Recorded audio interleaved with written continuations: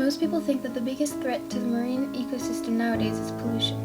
However, overfishing is the most threatening cause to depleting fish stocks. Overfishing takes place when fish are captured at a faster rate than they are able to reproduce. The United Nations Food and Agriculture Organization estimates that almost 70% of the world's major fisheries are fully exploited, overexploited, or depleted. Up to 39 million tons of unwanted fish bycatch is killed and dumped back into the sea each year because of unselective fishing practices in Boucher. Today, 90% of the sea species at the top position in the marine ecosystem's food chains or biggest predators, such as tuna, swordfish, and sharks, have practically been eliminated or are in a situation of critical decline. My name is Christian Chambaud and I'm the owner of Odile Fish Market. I've been starting the business for 16 years now, and I've seen that a lot of fish that I used to have available are not available anymore. We're trying to make customers aware that if we don't have it, it's not because we don't want to buy it, it's because we shouldn't sell it in the first place. There's methods that have already been put in place, such as quotas, also different kinds of fishing. For example, they cannot no longer use in Canada those nets that go all the way down the ground and that just tears up the ground and destroy the corals and everything. Lots of regions have banned it.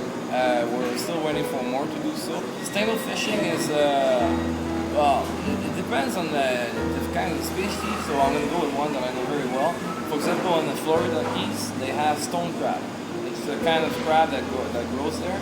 And they realize that if they take the crab out and they rip the claws, they cannot eat the rest of the meat, so the crab dies for 2 claws. So what they started doing is, well, for many years now, they only take 1 claw, they mark the crab, they put it back to water, the crab survives perfectly like that, and after 5 years, when the claw regenerated, they take it again, take out the other claw, mark it, and then they put it back. So the crab can live as long as 30 years, and in the meantime it doesn't die, and we still get to enjoy the crab claws. That's sustainable fishing because you don't kill a species just for a little bit of meat and you let it reproduce over time. The restrictions on fishing are very high here, one of the biggest ones in the world. Also, the farms, the feeding process, it's always inspected. It's not once over every 2 years we're going to go inspect it. It's always inspected. Problem is, a lot of people, they buy with the eyes and they buy with the price. So to them, they're not going to care. Let's say, for example, the salmon is $10 a pound at my store, and they see next door it's $2 a pound. They're not going to care if it's from China, how it was fed, or if it was from Chile. They're just going to buy by the price. A lot of people are aware of that, so they keep supplying that because there's a demand for it. The more people are going to be aware that it's not only the price, you got to look at the consequence of the $5 a pound you just saved, then it's going to be much easier. Overfishing has major impacts on the environment and its ecosystems. Overfishing has led to the breakdown of some sea ecosystems and several fishing industries whose catch has been greatly diminished.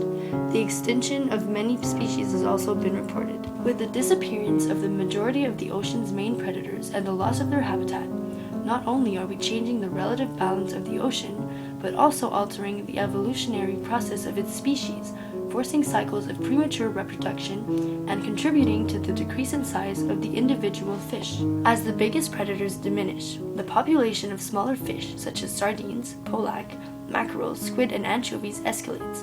That is, the food which the larger fish have always lived off.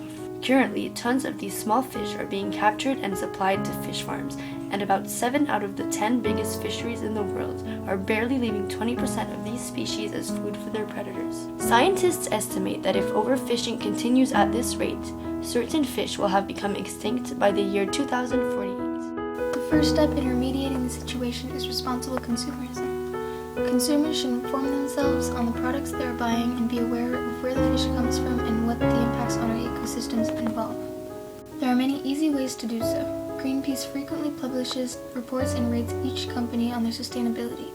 There are also sites such as Sea Choice that rate by types of fish rather than by company and tell you where it is from, how it is fished, and if it is done in a sustainable manner. Sustainable fishing, contrary to overfishing, is when fish is harvested at a rate that doesn't decline the fish population over time because of our practices, meaning that we fish it at the same rate as the fish reproduce, ensuring that there would be enough fish to repopulate its school.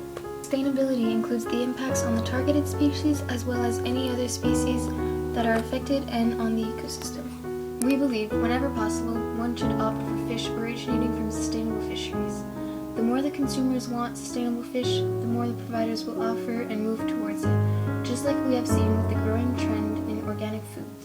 If we wish to have remaining fish stock not only for the well-being of our environment but also for future generations, we must make a small effort to preserve our oceans.